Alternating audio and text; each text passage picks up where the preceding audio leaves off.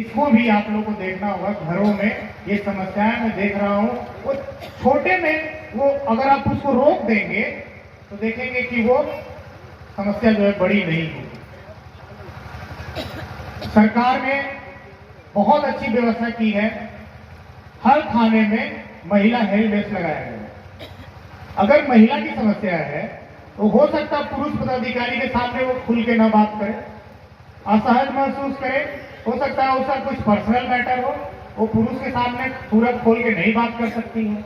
तो सरकार ने आपके लिए क्या किया है, हर थाने में महिला हेल्प डेस्क, वहां पर एक महिला पदाधिकारी है, उनके पास सारा कुछ है, मोबाइल है, कंप्यूटर है, सब कुछ है। आप वो जाइए और उनसे जो है अपना शिकायत दर्ज करें। ये आपके लिए व्यवस्था की गई है। एक व्यवस्था और है कि अगर मुझसे अगर आप लोग को मिलना है, बात करना है, तो आपको कटिहार मेरे ऑफिस आने की जरूरत नहीं है। 11 से 1 वर्किंग डे में आप अपने थाने चले जाएं और वहां से डायरेक्ट जो है मुझसे आप बात कर सकते हैं। ये व्यवस्था की गई है इसलिए क्योंकि आपका पूरा दिन जो है बर्बाद ना हो, आप अपने पूरा दिन अपना काम कर सकते हैं, हमसे मिल भी लिए, तो इसलिए ये व्यवस्था की गई। एक और अभी 1 महीना पहले बहुत अच्छी व्यवस्था की गई सरकार के द्वारा कि अगर आपके एरिया में अगर मान लीजिए कोई अपराध होता है या होने वाला है, या कोई बहुत बड़ा माफिया है, या कोई हथियार रखता है, कोई एनडीपीएस गांजा रखता है, स्मैक रखता है, हीरोइन रखता है, अगर इस तरह का कुछ अगर आप सूचना देते हैं और वो पकड़ते हैं हम लोग, तो आपको कैश रिवॉर्ड मिलेगा। ये भी 1 महीना पहले जो है सरकार ने ये व्यवस्था की है। मेरे स्तर तक 25,000 रुपए तक का है, और आईजी सर हैं, रेंज में बैठते हैं, उनके स्तर तक 50,000 रुपए तक का है। ये किस लिए किया गया व्यवस्था, ये आप लोग के लिए किया गया। अगर मान लीजिए आपके घर में, गांव में कहीं पे चोरी हुआ है और आपको पता है कि किसने किया है, गांव में तो सब पता ही रहता है, तो आप उसकी सूचना आप दीजिए और आपकी पहचान को हम गुप्त रखेंगे। और कई लोगों को हम लोग कैश रिवॉर्ड दिए भी हैं और दे भी रहे हैं। तो ये भी व्यवस्था जो है आप लोगों के लिए हम लोग किए हैं। ये बहुत अच्छी व्यवस्था है सरकार की, आप लोग इसका यूज करिए। और जितनी भी स्कीम्स है आपके सामने जो है सारे विभाग के द्वारा बहुत सारी स्कीम्स के बारे में आपको बताया भी गया है। ये पूरा का पूरा जो सपना हमारे राष्ट्रपिता महात्मा गांधी का है, उन्हीं के द्वारा जो है ये स्वराज का सपना देखा गया है कि अगर पंचायत की समस्या है तो कोई इंग्लैंड अमेरिका का आदमी आके इसको सॉल्व नहीं करेगा, आप पंचायत के लोग ही सॉल्व करेंगे। आपके जो जनप्रतिनिधि हैं उसी व्यवस्था के तहत ये चुने जाते हैं। ये हमारे बापू का सपना जो दिख रहा है साकार होते हुए। तो सभी लोग पूरी स्कीम का भरपूर प्रयोग कर यूज करिए, ये आप ही लोग के लिए है। और कोई भी जरूरत हो किसी भी समय अपने जनप्रतिनिधि से, थाना से जरूरत हो तो मुझसे आप लोग कभी भी हेल्प ले सकते हैं। और मुझे पूरा उम्मीद है कि आप अपने पंचायत को पूरे जिले में नंबर 1 बनाएंगे। थैंक यू, धन्यवाद। सुबह जब बलुआ में कार्यक्रम था तो उसके लिए हम लोग आ रहे थे, तो वहाँ पर पोखरिया के लिए जो रास्ता कटता है उसके बगल में एक कृषक अपने खेत में पराली जला रहे हैं। अब जो लोग अखबार या समाचार देखते होंगे कि दिल्ली की हवा अभी कितनी ज्यादा खराब हो रही है, एक उसमें से बड़ा और हरियाणा के खेतों में पराली जला रहा है। अब यहाँ भी कुछ किसान हैं जो कि कंबाइन हार्वेस्टर से अपना खेत का कटनी कराते हैं, उसके बाद फिर उसको अवशेष को खेत में ही जला देते हैं। उससे पर्यावरण को तो जो धुआं और गैस निकलता है उससे नुकसान होता ही है, लेकिन खेत का भी आपके जो उपजाऊ क्षमता है वो खत्म हो जाएगा। अगली बार आप जब उसमें फसल लगाइएगा तो उतनी अच्छी फसल नहीं होगी। और उसके बाद वैसे किसान, उन लोगों को यह भी हमें निर्देश प्राप्त है कि उनको DBT पोर्टल से हटाया जाएगा और कोई भी। सर, आप अभी जो KCC के बारे में बताएं, उसका क्या योजना है, थोड़ा डिटेल में बताएं। देखिए, सरकार की योजनाएं हैं, हम लोग के पशुपालन विभाग से KCC योजनाएं का लाभ उन किसानों को मिलना चाहिए जो पशु पालते हैं। ऐसे किसी के क्षेत्र में तो KCC योजनाएं हैं पहले से भी, लेकिन हमारे पशुपालन विभाग में जो पशु पालते हैं उनके लिए योजना लाया गया है। और इसमें है कि जो भी किसान पशु पालते हैं उनको ये इस योजना का लाभ मिलेगा। और ये योजना बहुत अच्छी है और किसान बंधु से ये निवेदन कर रही हैं, इस योजना का लाभ फॉर्म हम लोग के अस्पताल में अवेलेबल है, वो फॉर्म भर करके के हम लोगों के पास जमा कराएं। हम लोग जिला स्तरीय मीटिंग में उसको जमा करते हैं और केसीसी का लाभ मिलेगा। उनको गाय पालने के लिए ऋण की व्यवस्था बैंकों द्वारा की जाए। चलिए, जिले के पदाधिकारीगण, ब्लॉक स्तर के सभी पदाधिकारीगण, भाइयों और बहनों, इस जन संवाद जो कार्यक्रम हर ब्लॉक में किया जा रहा है, इसका उद्देश्य जो है, जो सरकार की जो योजनाएं हैं, उन योजनाओं का ज़्यादा से ज़्यादा लाभ जो है आपको कैसे मिले, यही इसका उद्देश्य है। पुलिस से संबंधित कुछ बातें हैं जो हम लोग प्रतिदिन जो देखते हैं, जो अनुभव के अनुसार, वो आप सबों से मैं शेयर करूंगा। सर्वप्रथम सबसे ज़्यादा जो समस्या आती है वो है भूमि विवाद की। तो भूमि विवाद की जो समस्या है उसमें कई बार क्या होता है कि जो पार्टी लड़ते हैं उनके बीच में कोई तीसरा आदमी जो है वो आकर के उन दोनों को उत्तेजित करके मारपीट की घटना घट जाती है। और फिर क्या होता है, उसके बाद थाना में FIR होता है। जो आपकी समस्या थी वो तो नहीं सुलझी, एक और समस्या जो है आप अपने माथे पर ले लिए। मेरा कहना है जमीन जो है वो कोई आपका खत्म नहीं कर सकता। जमीन जो है अगर आपका है, आपका जो डॉक्यूमेंट्स है उसको आप रखिए अपने पास। और सरकार की इतनी अच्छी व्यवस्था है कि हर शनिवार को जनता दरबार थाने में लगता है। आप अपनी जो समस्या है उसको लेकर के जाइए और जो वहाँ पर CO साहब है, SHO साहब हैं, ये लोग बैठते हैं और भूमि विवाद पंजी में उसकी एंट्री होती है। और जैसे डॉक्टर जो है, जहाँ अगर आपको कोई बीमारी है तो डॉक्टर लिखता है कि ये आप दवा लीजिए, ये काम करिए, वैसे ही ये लोग भी आपको लिख कर देंगे कि इसकी समस्या का समाधान कहाँ होगा। या तो थाने स्तर पे हो जाएगा, अंचल स्तर पे हो जाएगा, नहीं तो DCLR साहब के कोर्ट में होगा या हायर कोर्ट्स में होगा।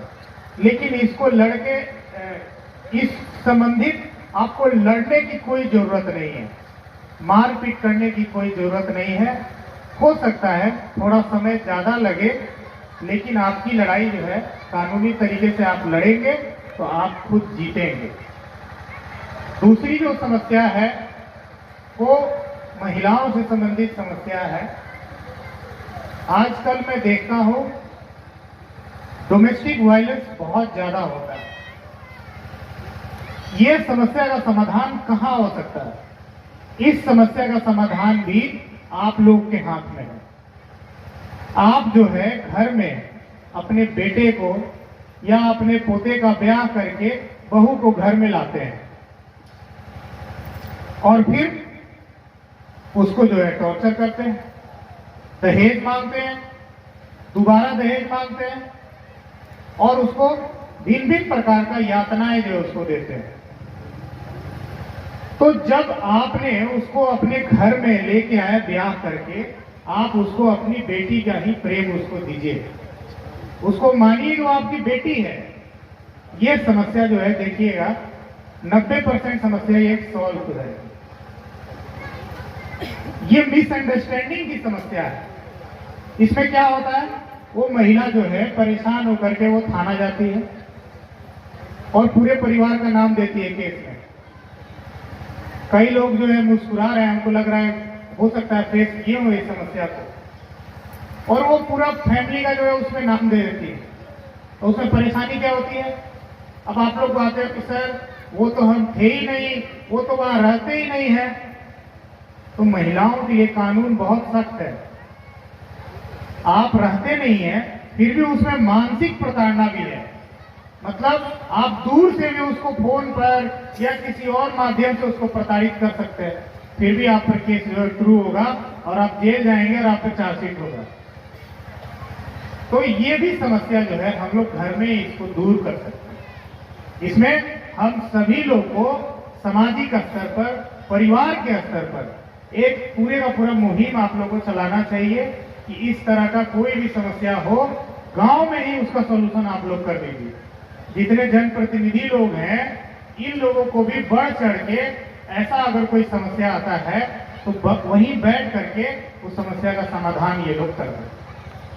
तीसरी समस्या है वो बच्चों और बच्चियों से संबंधित है।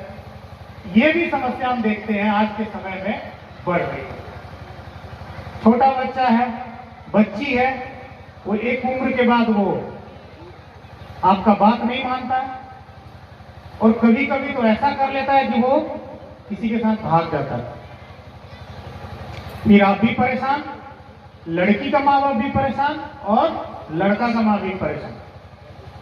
लड़की का माँ बाप जो है FIR दर्ज करवा दिए कि मेरी बेटी का अपहरण जो है फलाने ने कर लिया। इस समस्या का समाधान कहाँ है? इस समस्या का समाधान 80% आप गार्जियन लोग के पास है और 20% वो लड़कों और लड़कियों के पास है।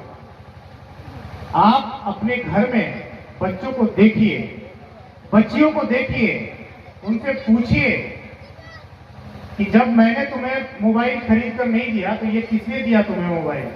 आपको पूरा जानने का हक है। ये रात में कहाँ गए थे?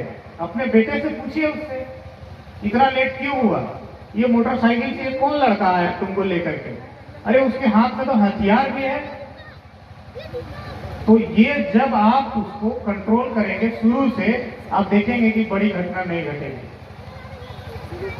और बच्चों और बच्चियों से रिक्वेस्ट है कि जब आप बड़े होते हैं, इस उम्र से सभी लोग गुजरे हैं, सब लोग गुजरे हैं, आपके माँ बाप भी गुजरे हैं, सब लोग गुजरे हैं। उस उम्र में थोड़ी सी वो हार्मोनल चेंज से भी आप काम चलाव कर सकते हैं, तो इसको अस्थायी अपंगता बोलते हैं। अगर आप अस्थायी अपंग हो गए तो आपको 75,000 रुपए की राशि मिलेगी। अगर अस्थायी अपंग हुए तो आपको 37,500 रुपए की राशि मिलेगी। ये तो योजना की कोई भी, मुझे लगता है कि खेतों में मजदूरी करता होगा, बागान में करता होगा, कुछ भी आप काम करते होंगे, लेकिन आपको ऐसी कोई घटना घट जाती है तो आप शताब्दी योजना के आप लाभ ले सकते हैं। लेकिन उसमें 2-3 बातों आप याद रखिए कि अगर आपका देहांत, आपके परिवार के किसी सदस्यों का जिनका उम्र 18 से 65 वर्ष है, जो मजदूर क्लास के थे, उनका देहांत हो गया, तो 1-2 देहांत हो गए तो उनके आश्रित को ही वो राशि मिलती है। तो एक आश्रित प्रमाण पत्र सीओ साहब के द्वारा बनाना आपका अनिवार्य है। आपका आवासीय होना चाहिए। अगर आपका एक्सीडेंट में दुर्घटना में सर पे चोट लगी और नहीं किसी कारण से बचाया जा सका, तो सर पे चोट लगने का मुख्य कारण यही होता है कि हेलमेट नहीं पहनते। अब यहाँ पर ज्यादातर महिलाएं हैं, आप लोग इतना सारा व्रत रखती हैं, तीज रखती हैं, जितिया रखती हैं अपने भाई के लिए, अपने बच्चों के लिए, अपने पति के लिए। तो एक काम और करिए, यह सुनिश्चित करिए कि चाहे कभी भी मोटरसाइकिल से कितना भी दूर नजदीक निकले हो, हेलमेट जरूर पहन लें। दुर्घटना होती है तो बता करके नहीं आती है। कभी भी छोटा सा किसी की भी गलती से, जानवर ही हो जो, उसके भी गलती से हो सकता है। शौचालय बन गया है, लोग उसका प्रयोग भी कर रहे हैं। तो उसी कड़ी में अब जब हम लोग अपना जो अपशिष्ट होता है उससे अपने माहौल को सुरक्षित कर लिए, तो अगला हमारे घर से जो कचरा निकलता है उसी के प्रबंधन के लिए यहाँ पर लोहिया स्वच्छ बिहार अभियान फेज 2 से कचरा प्रसंस्करण का इकाई बनाया जा रहा है। तो उसमें यही है कि इस पंचायत से तो काफी अच्छी मात्रा में लोगों ने रिस्पॉन्ड किया है। 1 रुपया आपको प्रतिदिन का शुल्क देना होता है, तो उसको जितना ज्यादा से ज्यादा हो आप लोग सब उससे जुड़े और अपने घर का कचरा घर के आसपास न फेंक करके उसी के माध्यम से जो निर्धारित स्थान है वहां तक फेंकें। अभी अगले साल चुनाव होना है लोकसभा का, तो उस क्रम में अभी जो हमारा मतदाता सूची है, बहुत सारे ऐसे लोग होंगे जिनका नाम छूटा हुआ होगा, फोटो नहीं लगा होगा सही, उम्र गलत चढ़ा हुआ होगा, पता गलत होगा। तो इस बार अभी वही काम कराया जा रहा है, इसको विशेष संक्षिप्त पुनरीक्षण कहते हैं। अपना वोटर लिस्ट में नाम जरूर जुड़वा लीजिए, खासतौर पे जिसकी उम्र 18 साल की हुई है और जो महिलाएं बाहर से यहाँ पर शादी होकर के आई हैं और जिनका कि पिछले बूथ पर या तो नाम होगा या नहीं होगा, यहाँ नाम जुड़वाना है। तो सब लोग नाम जुड़वा लीजिए, जिस उम्र के भी हो, 18 से लेकर के 100 के पार तक के लोग। और सभी लोग कृपया अगले वर्ष जो मतदान हो उसमें जरूर से अपना मतदान करने के लिए आइए। आप ऑनलाइन भी आवेदन कर सकते हैं नाम जोड़ने के लिए, और अपने BLO से भी संपर्क करके, आपने जो जनप्रतिनिधि हैं उनसे भी आप संपर्क करके और उस तरह से आप अपना नाम जुड़वा सकते हैं। चौथा एक मुख्यतः एक अभियान है मातृ और शिशु के सुरक्षा के लिए।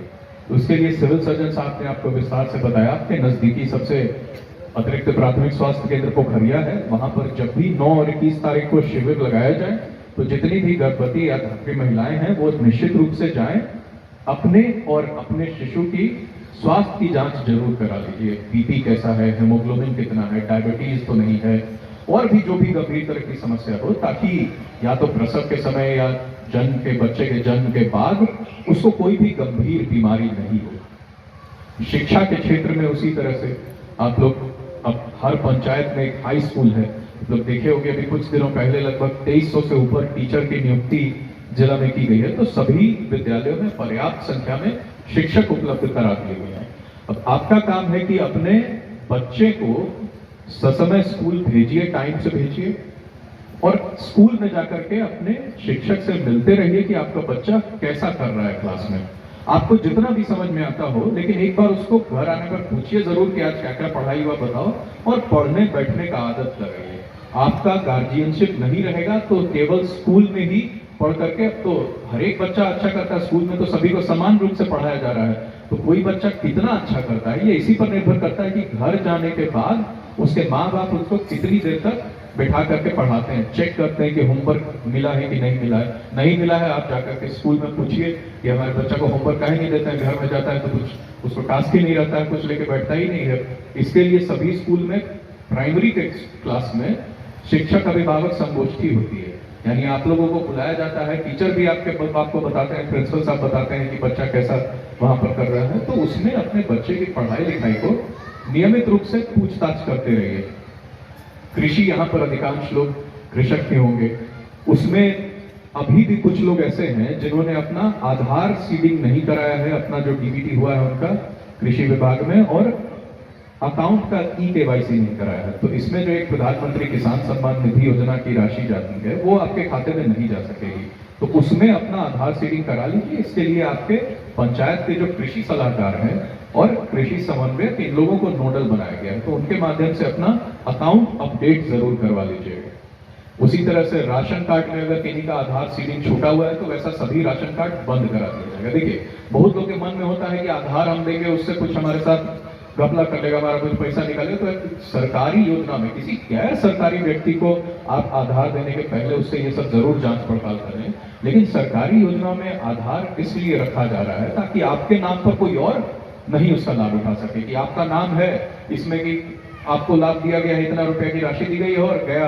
किसी और को। तो यही सब जो गड़बड़ी या इसी तरह की अनियमितता होती थी, उसी से बचाने के लिए हर चीज में आधार सीडिंग कराया जा रहा है। आपका अगर जमीन का कागज है उसमें भी अब आपका जमाबंदी है तो आधार सीडिंग हो रहा है, ताकि बहुत लोग शिकायत लेकर के आते हैं ना शनिवार को जनता दरबार में कि हमारा 3 साल पहले तक रसीद कटा था, अब गए तो नामे नहीं है जमाबंदी में, जमीन एरिया 0 दिखा रहा है, रकबा है ही नहीं, म्यूटेशन हो गया।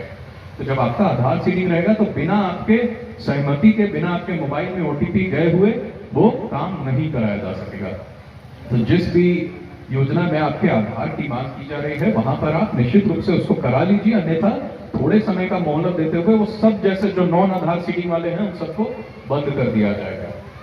अंतिम में स्वास्थ्य विभाग की एक और बहुत अच्छी योजना है जिसमें आपको आयुष्मान कार्ड, जो सिविल सर्जन साहब बता रहे थे, तो इसकी भी बहुत कम लोगों को जानकारी होती है। आयुष्मान कार्ड लगभग जिले में 19 लाख लोग हैं जो कि उनका आयुष्मान कार्ड बनना है। तो ये आप अपना CSC जो है कॉमन सर्विस सेंटर, वहां पर भी बनवा सकते हैं या अस्पताल में भी जाकर के वो बनवा सकते हैं। तो इससे आपको ये लाभ मिलेगा कि बाकी जितने बीमारी का इलाज जिला स्तर पर संभव है, पर अगर कोई गंभीर बीमारी हो जाती है, कैंसर की या बहुत सीरियस डायबिटीज हो जाता है, TB हो जाता है, तो उनका जो आयुष्मान भारत में एम्पैनल्ड जो प्राइवेट अस्पताल है उसमें भी 5 लाख तक रुपए का इलाज करा सकते हैं। छोटा से लेकर बड़ा तक ऑपरेशन भी करा सकते हैं, और वो बिल्कुल 1 भी रुपया आपको नहीं देना होगा, बस आपको वो कार्ड ही बनाना होगा। तो जिन भी लोगों का आयुष्मान कार्ड नहीं बना है, आयुष्मान कार्ड भी अपना बनाना है। तो इसी प्रकार जो विभिन्न विभागों की योजनाएं हैं कहाँ किस तरह से आपको अप्लाई करना है उसकी अगर आप जानकारी रखेंगे तो आपके समय की बचत होगी और आपको निश्चित रूप से व्यक्तिगत तौर पर लाभ होगा। और हम लोगों के लिए तो लक्ष्य रहता है कि हर विभाग को अपना अपना टारगेट पूरा करना है, बट यह इस क्षेत्र के विकास के लिए बहुत आवश्यक है कि आप लोग गलत भ्रम में ना रहें, गलत जानकारियों में नहीं रहें। जितने भी पदाधिकारी हैं आप सभी ने अपना परिचय दिया। आपको जिले में कभी कोई समस्या हो तो शुक्रवार या किसी भी दिन आप किसी पदाधिकारी से मिल सकते हैं। पर अधिकांश योजना जो है अब ऑनलाइन ही है, आप घर बैठे ही अप्लाई कर सकते हैं, घर बैठे ही ट्रैक कर सकते हैं, आपको कहीं भी जाने की भी आवश्यकता नहीं है। आप लोग सभी ने धैर्यपूर्वक हम सभी की बातों को सुना और यहाँ आने के लिए आप सबका बहुत बहुत धन्यवाद और आभार।